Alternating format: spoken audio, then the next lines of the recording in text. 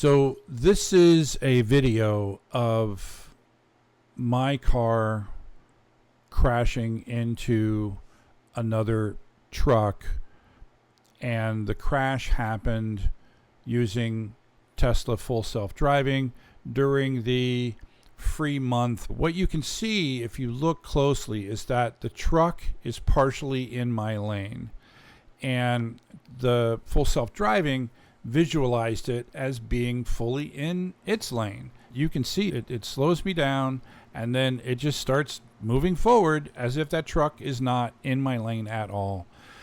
My thought was, man, that truck looks really close, but I was thinking, oh, well, it's got a camera. It actually has a better shot of that corner of my car than me, so clearly it knows where that truck is and where my car is, and it's not going to run me into this car.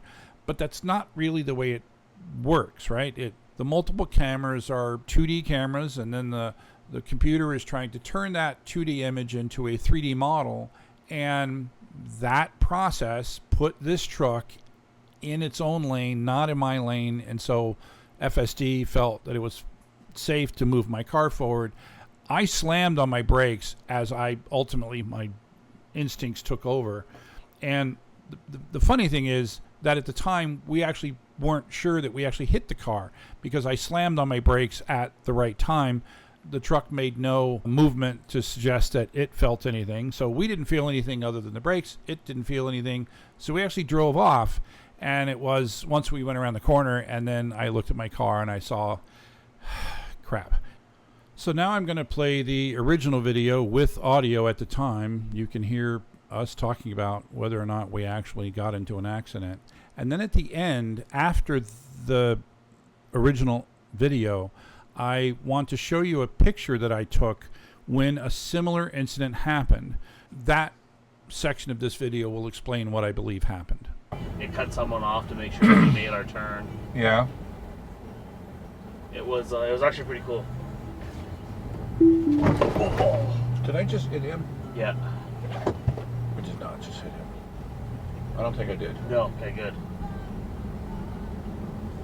Jesus Christ. Was that just a hard stop? That was just a hard stop.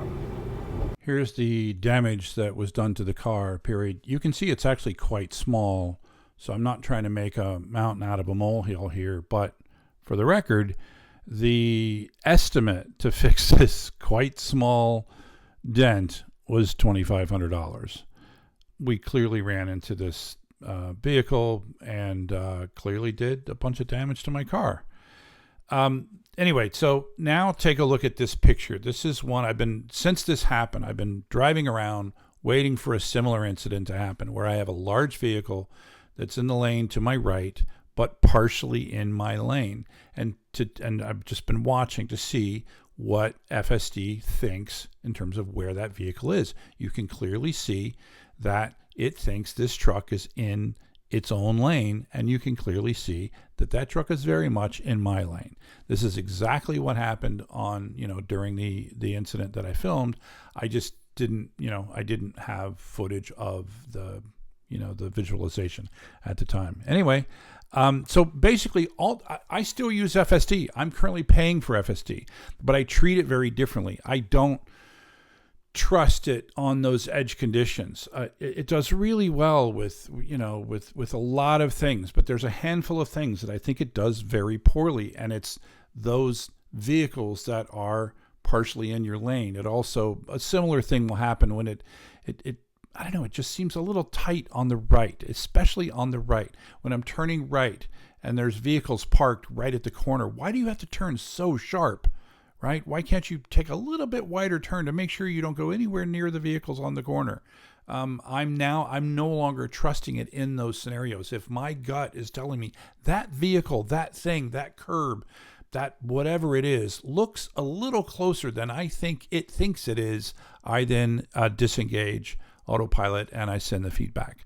So there you go. That's where I'm at. I hope this helps somebody.